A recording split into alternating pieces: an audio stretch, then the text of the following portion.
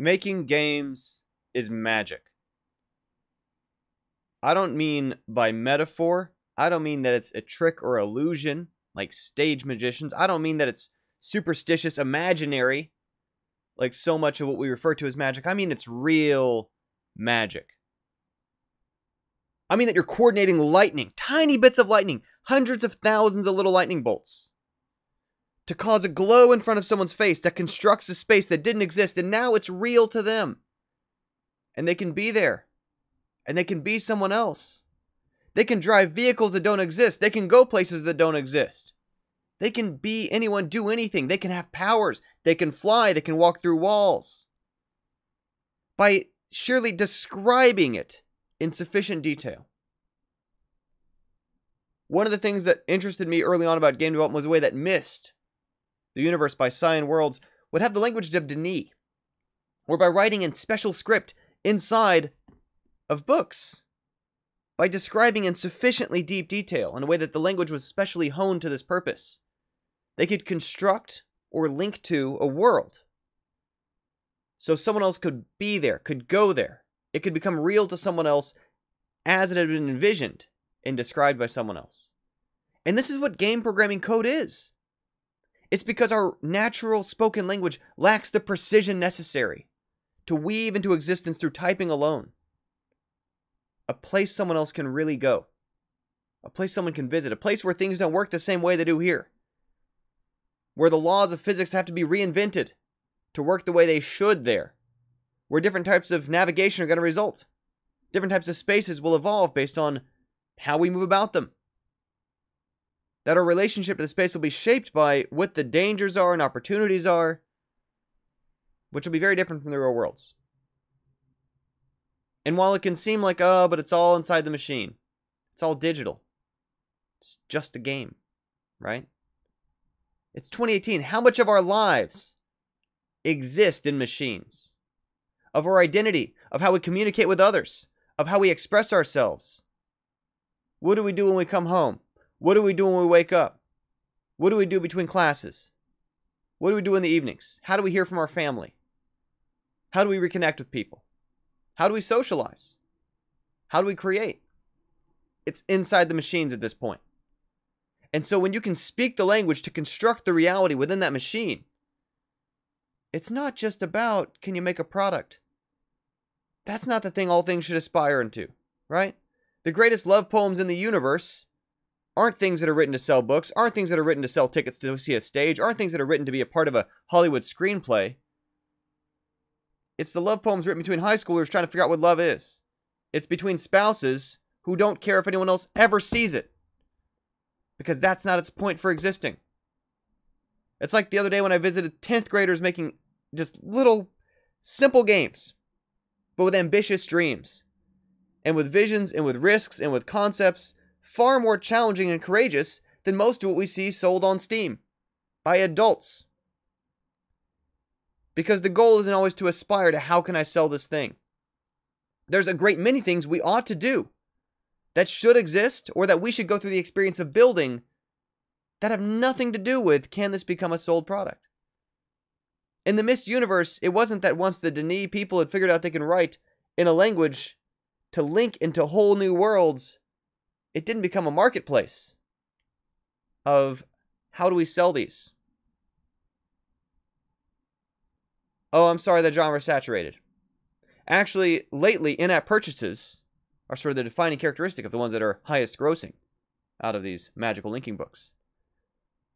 Instead, it's where can I go to get some solitude? Where can I go to explore? Where can I go to grow and think?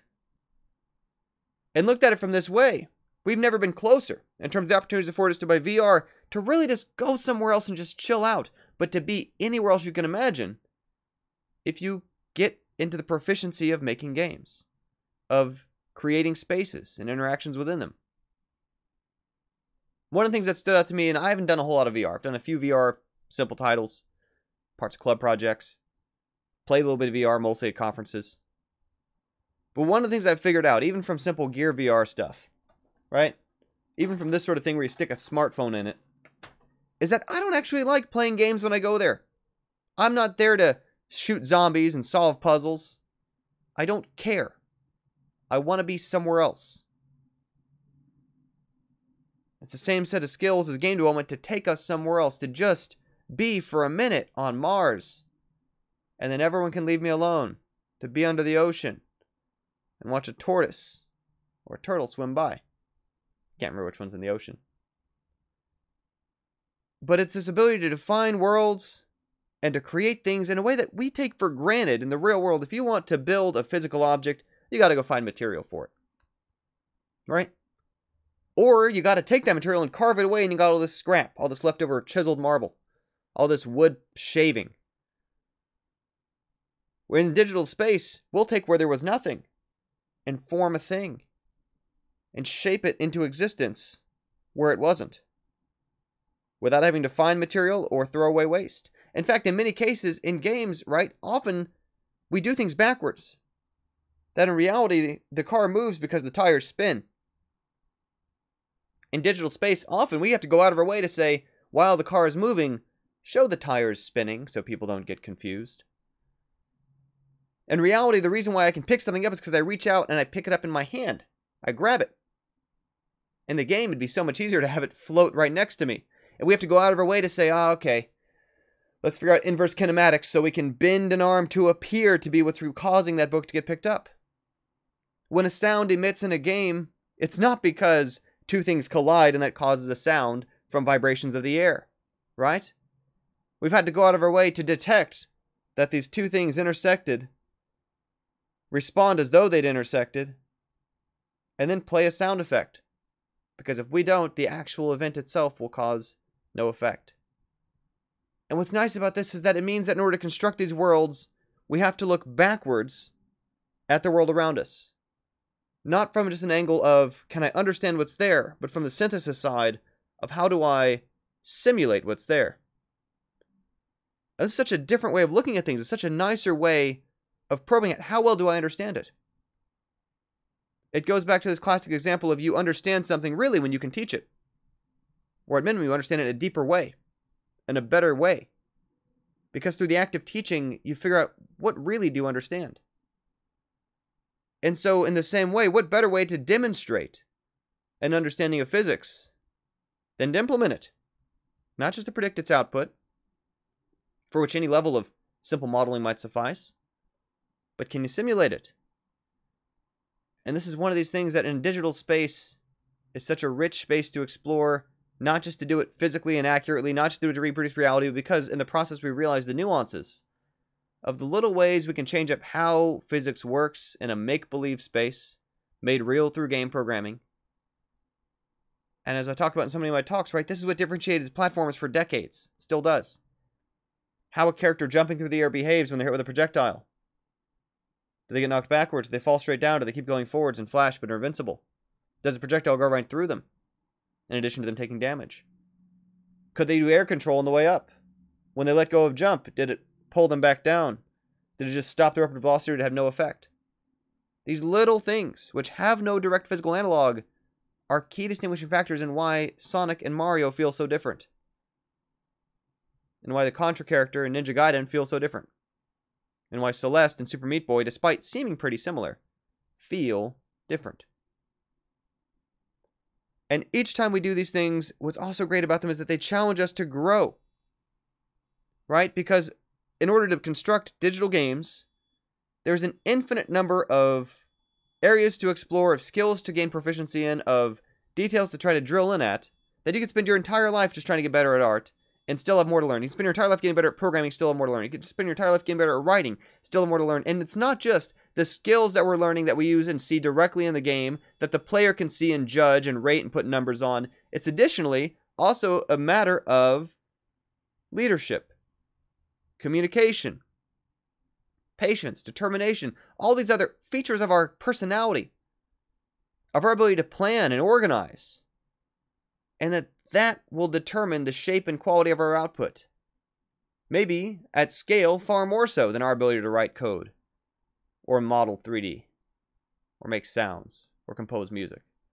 Because if we can't coordinate it all, then that's all for naught. It's the orchestration of it. We get to be our own conductor in addition to playing our own instruments. And this is why it's a realm of infinite possible personal growth and practice. It's a little like, for people who appreciate what Tough Mudder is, obstacle course out there, teams. The point is just, can you get yourself through it? And it's got this great aspect of testing and developing and pushing your physical grit and agility. Developing games is a little bit like this. Except it's not just for physical grit and agility. It's mental grit. It's different types of flexibility, different types of agility, different types of determination and tenacity to see through a longer term plan on something that you realize a week and a half or 2 weeks into it, you already lost the steam you had over it. The exciting fun part's over. The simple quick prototyping, where everything seemed like a big stride of, now I can jump, now I can shoot, now I can pick up an item, now I can go from one scene to another. Once that's behind us, it slows down. We have to get more meticulous. We have to keep revisiting something more times than necessarily interests us to do so in order to craft it into what we wanted from the beginning. Which wasn't even the glowing thing on the screen, but was the thoughts and feelings inside someone else. Now, when we get started, right, it's never nearly this fancy. It's much closer to, if we picture students at Hogwarts who are trying to cast spells and failing miserably, causing puffs of smoke or wrong transformations, partial results. And very much so, that's the same space that we started when we're new to game programming and new to game development. But what can allow us to push through it is to see the power that it's moving towards, the freedom and flexibility and potential and capabilities that it's building us towards, that there's no shortcut to.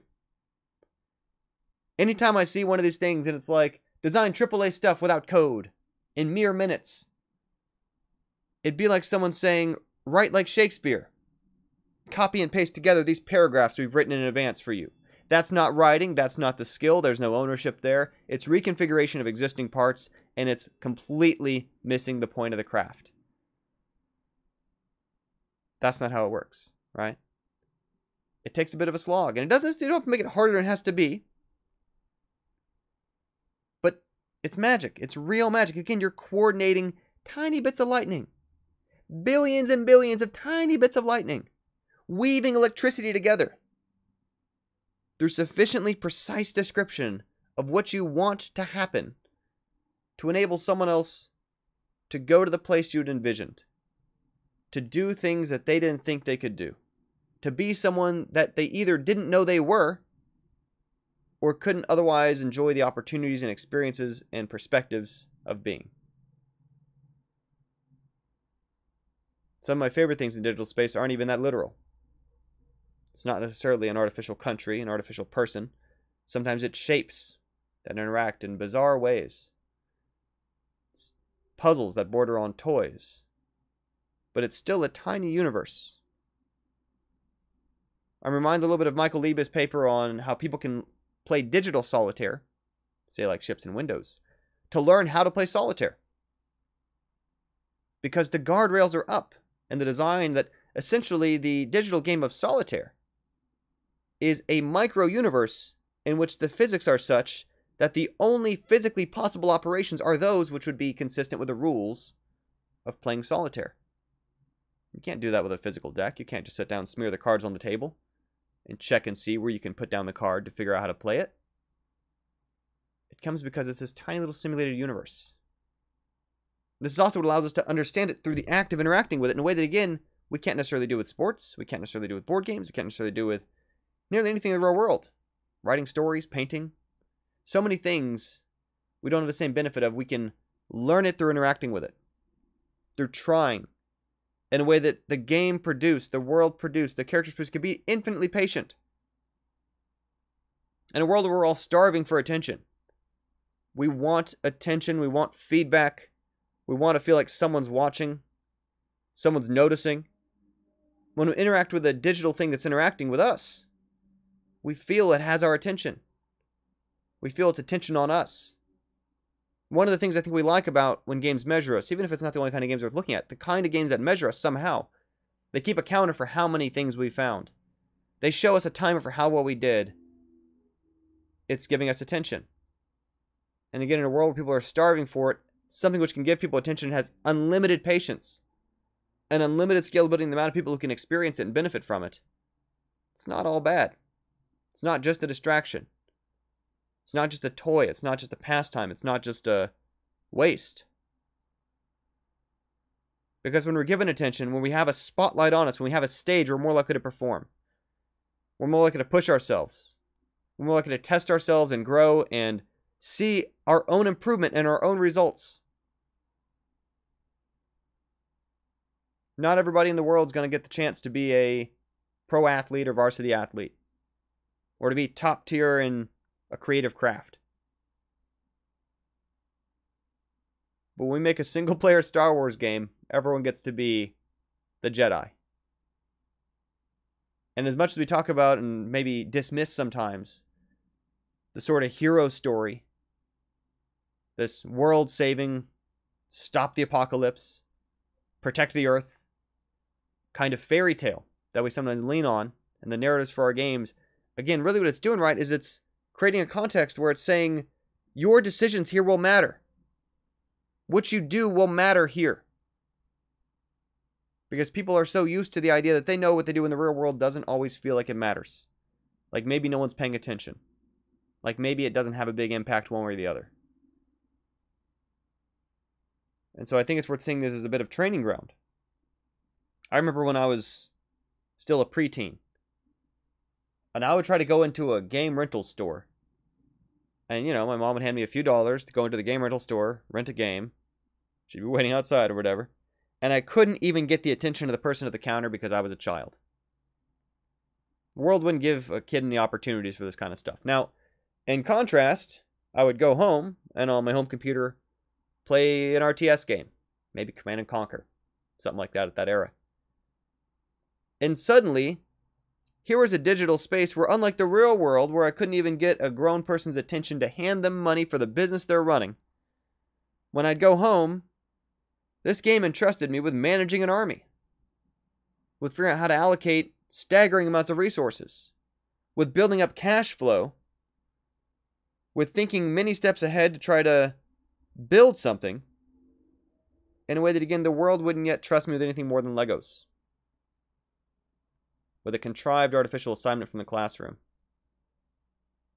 Speaking of which, the other thing that I love about making games and why game development is magic, not just for the games that we make, not just for the things we're able to produce. And again, these are real things that others experience objectively. As real as a statue, perhaps realer in a way. One of the great things about it is the way that it compels so many people to learn and pick up and train in and perfect difficult skills in a way that otherwise the world and school have absolutely failed at showing them the purpose for. There's a bit from, let me see if I have it nearby. Yeah, John Locke's Some Thoughts Concerning Education. My favorite bits, and it turns out this is not even by John Locke. This is by the editor, John William Adamson, making a comment in the introduction about John Locke's philosophy of learning in a way that I think is worded in at least a more modern way than a lot of what John Locke tried to kind of beat around the bush to say. Not amusement nor distraction, but the desire to effect some cherished purpose is the strongest motive that can move the learner. I gotta say it again because I think there's a lot in there. Not amusement nor distraction, but the desire to effect some cherished purpose is the strongest motive that can move the learner. It's not because the learning's fun. It's not because the learning takes their time away from other things. It's because there's some end result that they want to achieve, and they know that learning is the thing that's going to help them achieve it. It's the same thing that we learn in games where I want to see the next level, and I know that until I get good enough at this task it is set upon me, I don't get to see the next level. And we're looking about building games. There's all these things where we know that even if my trigonometry class failed to show me the application in my life, I know that if I can learn some basics of trig, I can do cooler things in my game. I can get fireworks that are radially symmetric. I can make a fireball spell that lights flames all around me in a perfect spiral. I can drive my car at an angle instead of just northeast, south, and west. That no matter how much geometry failed to show me application for what I'm doing, beyond a single weird example or two of if I'm trying to plot out acres of land, I know that in games, if I can learn some vector geometry, and if I can learn some basic principles of line interception, I can create much more vivid spaces. Things that behave more as they should when they collide. Things that enable not just boxy worlds, but arbitrary slopes and curves. And a whole new realm of possibility expressively is opened up to us. And again, we're not learning it because we're told, oh, I want a 90% on this. Oh, I want a 95% on this. Oh, I want this piece of paper to wave to someone else to impress them. We're learning it because we know that learning it is between what we're capable of doing and what we want to do. That math is so fundamental to the language we have to speak to the machine to weave worlds into existence through precise description of code.